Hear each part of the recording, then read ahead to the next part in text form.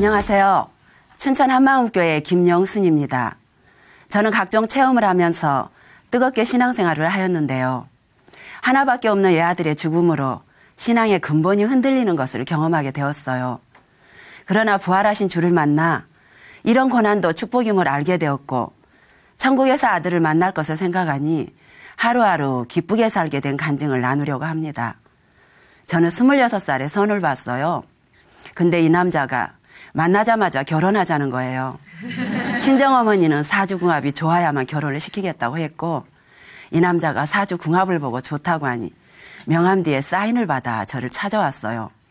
그리고는 당당하게 영순 씨, 내가 최고로 유명한 점쟁이한테 가서 우리가 결혼해도 좋다는 사인을 받아왔습니다.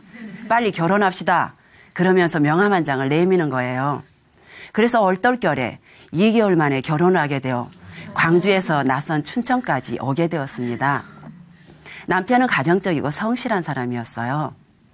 그러나 고향을 떠나 사는 것이 외롭다고 생각될 무렵 남편이 잘 아는 집사님 전도로 개척교회를 나가게 되었습니다.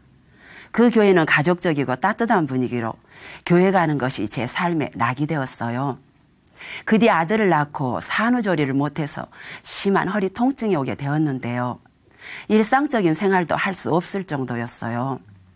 한의원과 여러 병원을 다니며 치료해도 그때뿐이고 계속해서 재발되는 허리 통증은 늘 저의 두려움이 되었습니다. 하루에 1-2시간 자거나 뜬 눈으로 밤을 지샐 때가 많았는데요.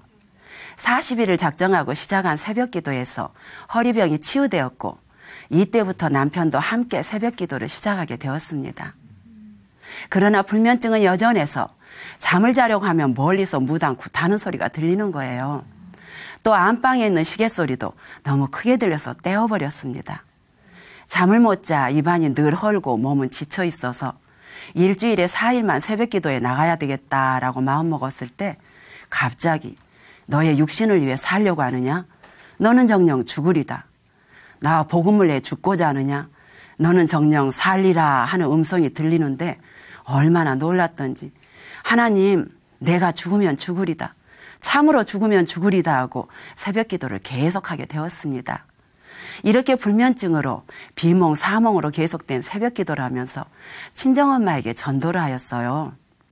친정엄마는 평생을 온갖 미신과 불교에 열심을 내던 분이셨는데 오랜 전도 끝에 친정엄마가 예수님을 영접하자 그토록 오랫동안 저를 괴롭히던 불면증이 즉시 사라졌습니다. 친정엄마는 그 후 몇 년이 지나 제 손을 꼭 붙잡고 내 딸이어도 고맙다. 나는 하나님이 안 계신 줄 알았다 하시며 눈물을 흘리시기도 했습니다. 이렇게 친정 식구들이 한 사람씩 하나님께 돌아오며 대순 진리회를 다니던 언니도 눈물로 예수님을 영접하게 되었습니다. 어린 시절 저는 부모님께 사랑받은 기억이 없어요.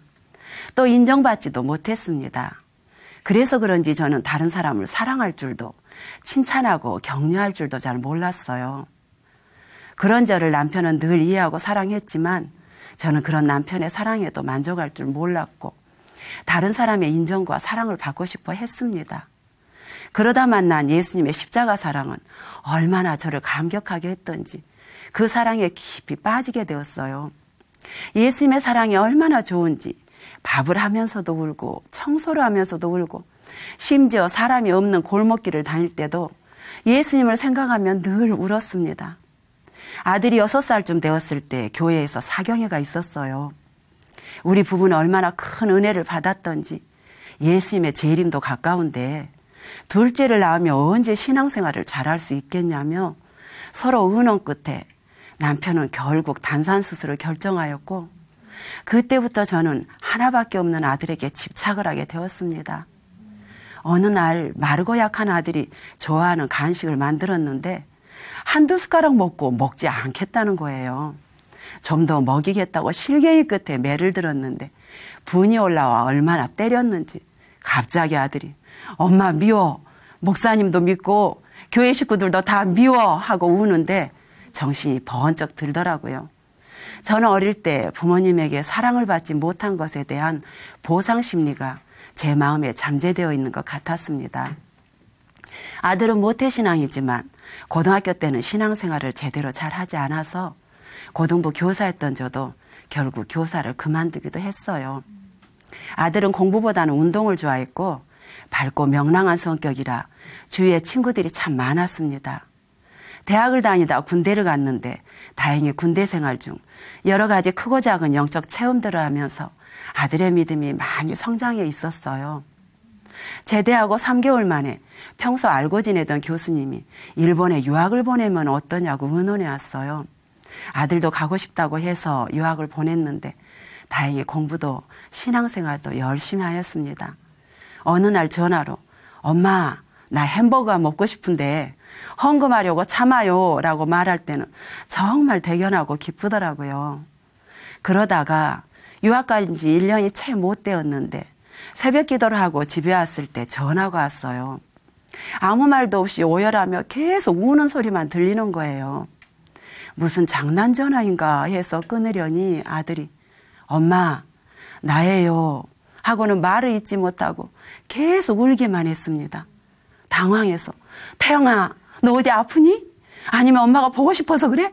왜 그래 태영아? 하고 허둥대며 물어보니 엄마 여기 교회예요. 예수님이 나를 너무 사랑해요. 나도 예수님을 정말 사랑해요 하고는 계속 우는 거예요.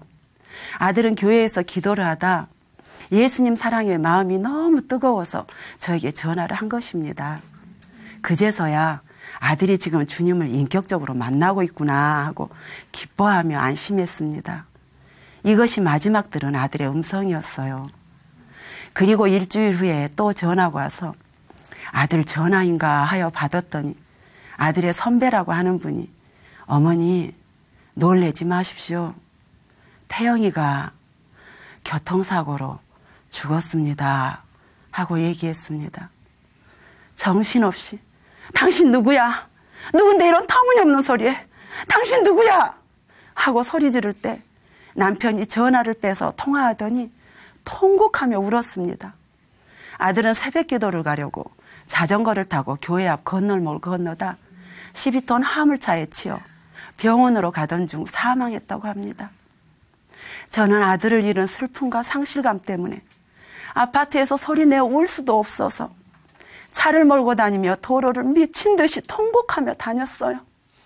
그리고 아들이 꼭 받을 것만 같아 응답 없는 전화를 수없이 걸어보았습니다.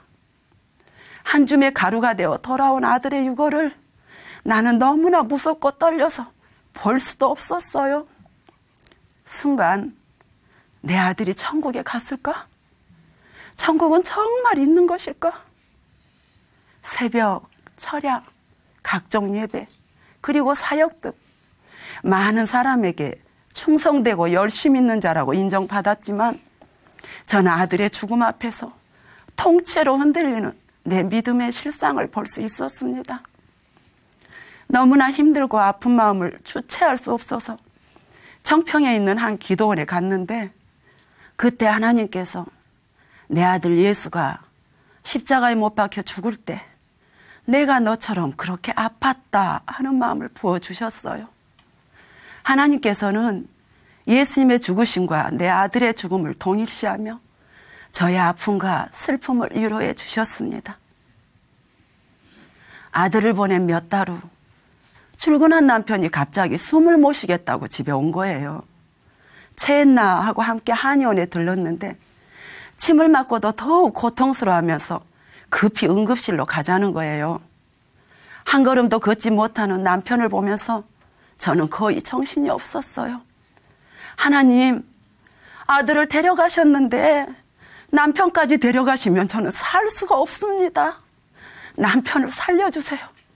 남편을 살려주세요 하고 울면서 병원으로 갔습니다. 남편은 심한 스트레스로 인한 급성 담낭염으로 즉시 수술을 받게 되었고 그 후 제가 살 수 있는 길은 하나님께 더 깊이 나가는 것뿐이었습니다. 그 당시 저의 소원은 예수님을 닮기 원하는 것인데 제 삶은 그렇지 않은 것 때문에 시간이 갈수록 더욱 힘들어졌어요. 밖에서는 나를 드러내지 않았지만 가정에서 남편에게는 별거 아닌 일에 짜증과 분을 냈고 크고 작은 염려는 제 생각을 떠나지 않았습니다. 스스로가 낙심되어 나는 왜 이럴까 하는 생각으로 자책을 하였지만 이런 삶이 반복되니 절망감만 더욱 쌓여갔습니다. 그래서 그 수년 동안 여러 가지 많은 영성 프로그램과 선교단체에서 제자 훈련을 받고 또 사역도 하였지만 성경과 하나님에 대한 지식은 쌓여가는데 간절한 갈망만큼 제 삶은 변화되지 않았습니다. 항상 기뻐하라, 범사에 감사하라는 하나님의 말씀은 성경에 기록된 말씀일 뿐 일상에서는 적용이 되지 않았어요. 기도할 때는 눈물로 회개하고 이렇게 살지 않겠다고 결심하지만 또다시 무너지는 제 삶에 염증이 났습니다. 그러다가 서울에 있는 지인을 통해 한마음교회 간증을 듣게 되었어요. 몇 개의 간증을 들었는데 거기에서 부활이란 단어가 귀에 들어왔습니다. 순간 내가 알고 있는 부활과 뭔가 다르구나 하는 생각이 들었어요. 그때 저는 어떤 은사도 어떤 능력도 아무것도 관심이 없었고 오직 한 가지, 내가 변화받고 싶다는 생각뿐이었습니다. 그 뒤로 계속 새벽 기도를 참석하였고 목사님은 늘 부활에 대한 말씀을 하셨어요. 내가 알고 있는 부활과 목사님이 말씀하시는 부활이 뭐가 다를까 생각하며 요한복음 21장을 읽게 되었습니다. 그러다가 14절에서 예수님이 부활하신 후 세 번째로 라는 숫자에 눈이 멈췄어요. 세 번째로? 세 번째라고? 만일 부활하신 예수님이 단 한 번만 나타나셨다면 어땠을까? 내가 헛것을 보았나? 환상을 보았나? 아, 오해할 수 있겠구나. 그래서 부활하신 예수님은 40일 동안 수차례에 걸쳐 반복적으로 나타나셨구나. 그래, 그렇다면 제자들은 부활하신 예수님을 정말 보았구나. 음성도 확실하게 들었어. 무엇보다 부활하신 예수님이 직접 구우신 떡과 생선을 제자들은 직접 씹어 먹었잖아. 이래서 부인할래야 부인할 수 없었구나. 부활하신 예수님은 제자들에게 직접 나타나서 말씀도 같이 나누시고 몸을 만져보게도 하시고 음식도 함께 드셨구나 하는 생각이 들면서 부활이 저에게도 실제가 되게 해주셨습니다. 저는 그동안 의심 많은 도마와 다른 제자들의 불신앙이 이해가 되지 않았고 보지 않고 무조건 믿어지는 내 믿음이 좋은 신앙이라고 생각했어요. 그러나 보지 않고 믿는 자가 복되다는 말씀은 예수님의 부활을 직접 본 증인들을 통해 믿는 것이 바로 복되다는 말씀이었어요. 그동안 저는 중심에서 예수님을 사랑했지만 온갖 열심에도 불구하고 나를 자유케 할 복음이 오히려 나를 더욱 힘들게 짓눌렀습니다. 복음이 실제가 되지 않으니 말씀대로 살지 못한다는 정죄감으로 마음의 기쁨도 자유함도 없었어요. 결국 부활의 증거 없이 신념으로 한 믿음 생활은 아들의 죽음 앞에서 뿌리채 흔들렸고 오래된 신앙생활도 내가 주인된 채 받은 어떤 훈련도 저를 변화시킬 수 없었습니다. 저는 그동안 철저하게 내가 주인된 채 예수님과 관계없이 내 행위를 보며 움직이다 좌절하고 절망하며 수없이 넘어지던 악랄한 저의 불신앙을 중심에서 눈물로 회개하였습니다. 그리고 나를 위해 죽으시고 부활하셔서 모든 말씀을 이미 다 이루신 예수님을 나의 주인, 나의 하나님으로 영접했습니다. 그리고 부활하신 내 주인께 굴복되니 그토록 지식이었던 연합의 비밀이 한순간에 실제가 되었습니다. 저는 그동안 충만할 때는 말씀대로 순종되지만 충만하지 않으면 또다시 나타나는 분노나 염려 때문에 제 마음이 늘 괴로웠어요. 그래서 이런 옛사람을 내 의지와 내 노력으로 내가 죽이려고 애를 썼거든요. 그런데 하나님께서는 예수님께서 죽으실 때 이런 제 옛사람을 일방적으로 함께 죽이셨더라고요. 또 사랑의 근원 되신 예수님과 제가 연합이 되니까 예수님의 본질이신 사랑이 내게 임하셨고 나는 이미 사랑받고 또 사랑하는 존재가 된 거예요. 아멘. 그러고 보니 또 언제부터인지 내 안에 근심과 염려도 떠나버렸더라고요. 아멘. 그러니 저는 당연히 기뻐하게 되었습니다. 부활의 주를 만나 몇 개월 만에 이루어진 이런 저의 변화는 가장 가까이에 있는 남편이 제일 먼저 알아보더라고요. 당신 예전보다 참 밝아졌어. 잔소리가 없어지고 많이 기뻐하는 것 같아. 저는 여보, 예수님이 나의 주인이 되시고 이분이 정말 내 안에 함께 계시니까 내가 이렇게 자유로울 수가 없어요 했습니다. 저는 오랫동안 십자가에서 예수님의 사랑을 만나고 그렇게 감격했지만 정작 아들의 죽음 앞에서 천국은 보이지 않았습니다. 아픔과 절망감으로 하나님은 내 아들이 죽을 때 어디에 계셨습니까? 그때 제 아들과 함께 죽음의 현장에 계셨습니까? 하고 간절하게 하나님을 찾았지만 저는 어디에서도 하나님을 만날 수가 없었습니다. 그러나 부활이었어요. 오직 부활.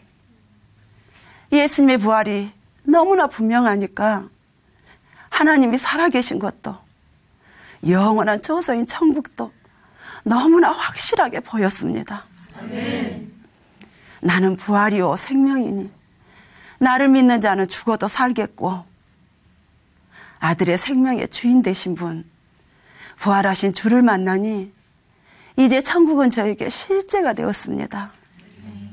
사랑하는 아들을 천국에서 만나 영원히 함께할 것이 선명하니 아들에 대한 아픔은 모두 사라지고 오히려 부활하셔서 나의 주인이 되어주신 예수님께 감사할 뿐입니다. 부활로 이제 저는 사랑하는 아들을 만나 영원히 함께할 수 있다는 소망으로 하루하루 기쁘게 살고 있습니다. 부활이라는 확실한 증거가 있고 하늘나라에 대한 소망이 분명해지니 전도도 너무 쉽더라고요. 이제 저는 사랑하는 사람을 잃어버리고 죽음의 종노릇하며 절망 가운데 살아가는 사람들에게 부활의 기쁜 소식으로 소망과 기쁨을 전하는 사람이 되겠습니다.